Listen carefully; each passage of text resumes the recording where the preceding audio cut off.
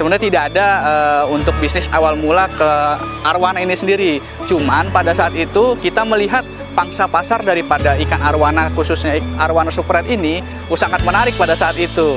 Ya lambat laun kemudian Mbak Sriadi itu memikirkan kenapa nggak kita langsung terjun, dan alhamdulillah sampai detik ini kita masih menjalani bisnis ini. Kok arwana super red ini kok banyak diminati oleh banyak orang, bagaimana sih caranya, bagaimana sih izinnya gitu. Lambat laun kita akhirnya membuat izin tuh, karena salah satu cara untuk ekspor pertama kita harus punya izin. Tanpa adanya izin kita nggak bisa untuk mengekspor. Karena kita tahu nih, Nusatik itu adalah eksibisi atau momentum di mana kita sebagai eksportir atau pedagang ikan hias bisa menampilkan produk-produk kita untuk dilihat atau di branding di halayak ramai atau di pangsa pasar luas kelas internasional. Karena Nusatik itu adalah eksibisi bukan hanya di nasional tapi internasional. Keren Nusatik.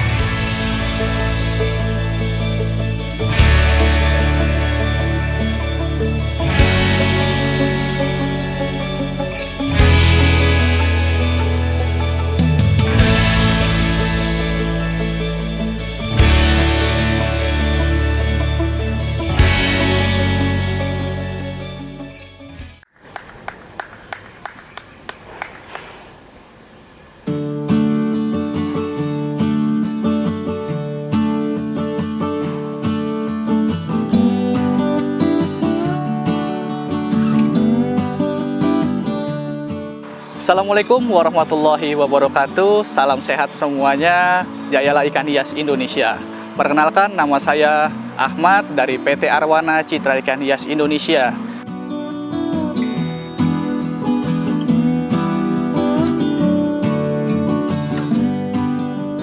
PT Arwana Citra Ikan Hias Indonesia ini berdiri sejak tahun 2007-an mulai-mulainya, dan ownernya adalah Pak Sriadi. Kebetulan Pak Sriadinya berhalangan, jadi saya sendiri sebagai perwakilan dari PT Arwana Citra yang akan mewakili kegiatan kali ini.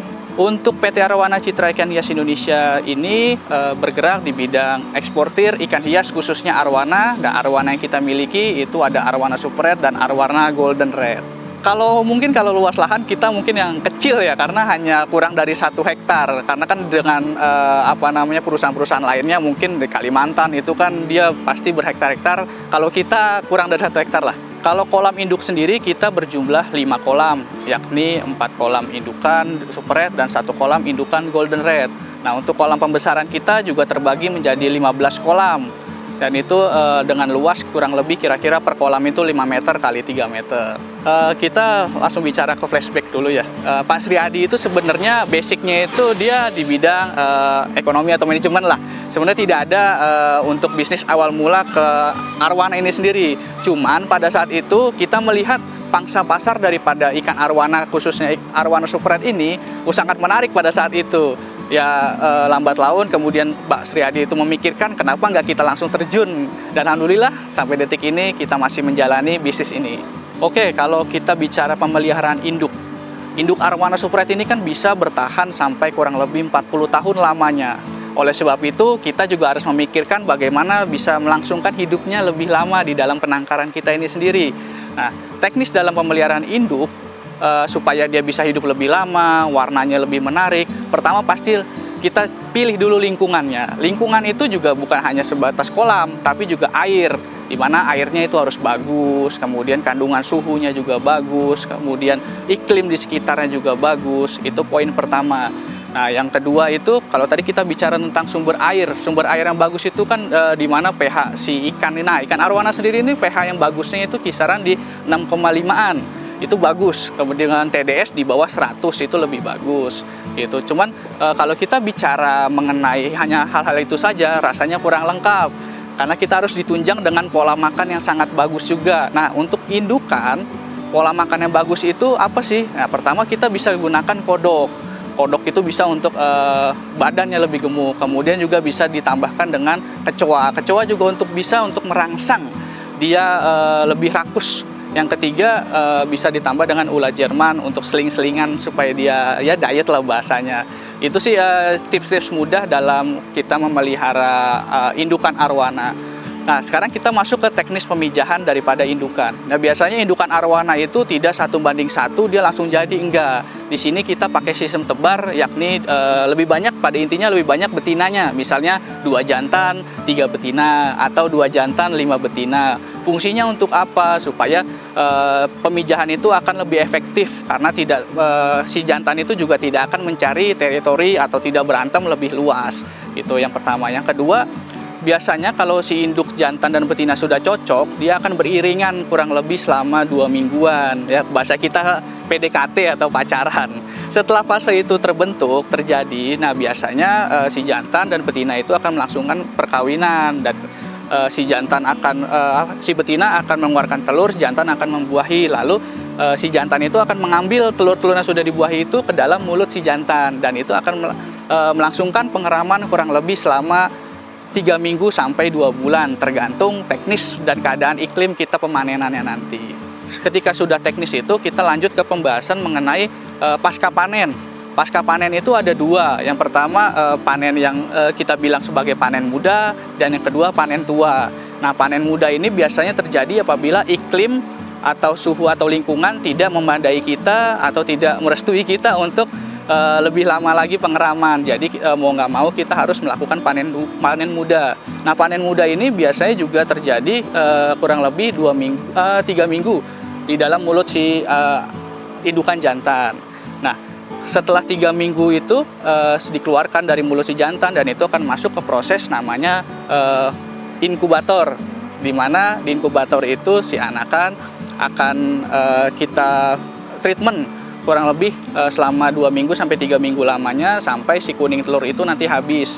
Berbeda dengan berbeda dengan panen muda, panen tua itu lebih enak lagi. Panen muda itu ketika kita panen, yaitu anaknya sudah dalam keadaan berenang, dan biasanya terjadi ketika pengeraman sudah memakan waktu kurang lebih 1 bulan. Nah, perbedaan panen muda dan panen tua itu biasanya lebih kepada jumlah atau kuantitinya. Nah, panen muda mungkin kita bisa panen lebih banyak, tapi kalau panen tua kita jumlahnya agak sedikit. Tapi dalam kedua panen itu semua pasti punya plus dan minusnya. Anak kan ketika usia dia menginjak usia 2 bulan, itu kita bisa memakai pakan berupa cacing beku, ulat sutra atau cacing rambut lah bahasanya. Kemudian juga bisa potongan jangkrik kecil, itu juga bisa. Atau kalau misalnya di sekitar itu banyak anakan gabus, itu juga bisa memakai anakan gabus. Itu ketika usia 2 bulan atau size dari 12 cm sampai 15 cm. Nah, ketika nanti sudah 20 cm up, itu bisa di-upgrade makanannya, bisa ditambahkan dengan potongan udang, ulat Jerman, dan juga potongan jangkrik juga bisa.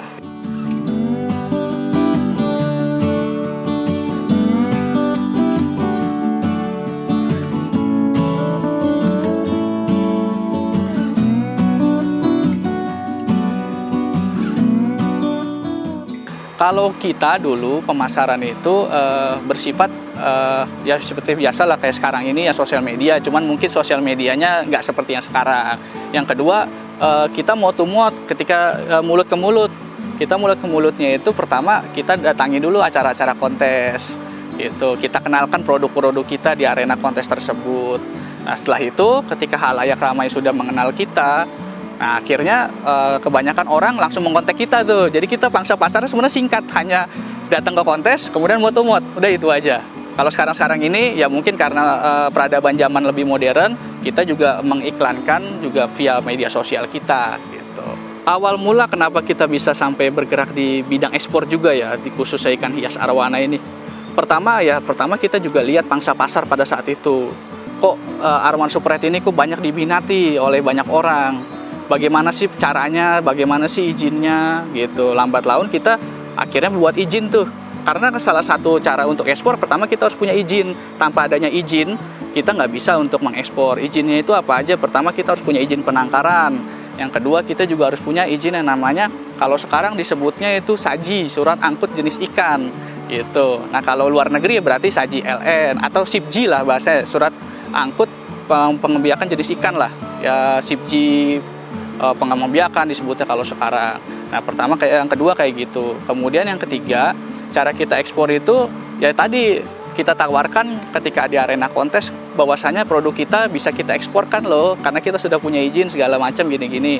Nah, akhirnya ada 1-2 customer yang berminat, yang seterusnya itu dia akan mau tumut juga mulut ke mulut, bahwasanya bukan saya mengenalkan, tapi mereka-mereka yang tadinya customer saya. Jadi mereka yang mengenal sendiri, oh produk PT Arwana Citra ini bisa loh dia terbangkan ke luar negeri. Nah, sampai saat itu akhirnya mereka datang ke tempat kita, datang langsung pertama, datang langsung. Setelah itu kemudian sampai detik ini ya berjalan seperti sekarang.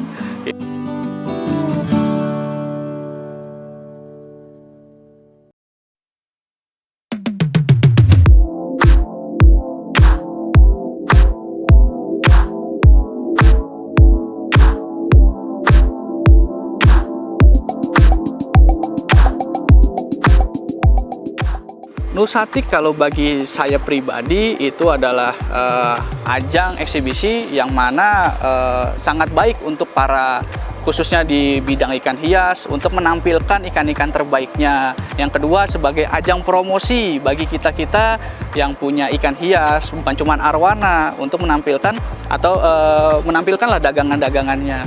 Kemarin kita ikut serta juga dalam menampilkan produk-produk kita, khususnya arwana di acara tersebut, karena kita tahu nih Nusatik itu adalah eksibisi atau momentum di mana kita sebagai eksportir atau pedagang ikan hias bisa menampilkan produk-produk kita untuk dilihat atau di branding di halayak ramai atau di pangsa pasar luas kelas internasional, karena Nusatik itu adalah eksibisi bukan hanya di nasional tapi internasional. Keren Nusatik. Manfaatnya pertama, kita jadi lebih banyak kenal orang, itu yang pertama. Yang kedua, kita tahu pangsa pasar baik lokal maupun internasional. Yang ketiga, kita jadi bisa nge-branding produk kita, bahwasanya produk kita itu nggak kalah dengan produk yang lainnya. Gitu. Yang keempat, kita jadi tahu bisnis ikan hias itu seperti apa sih.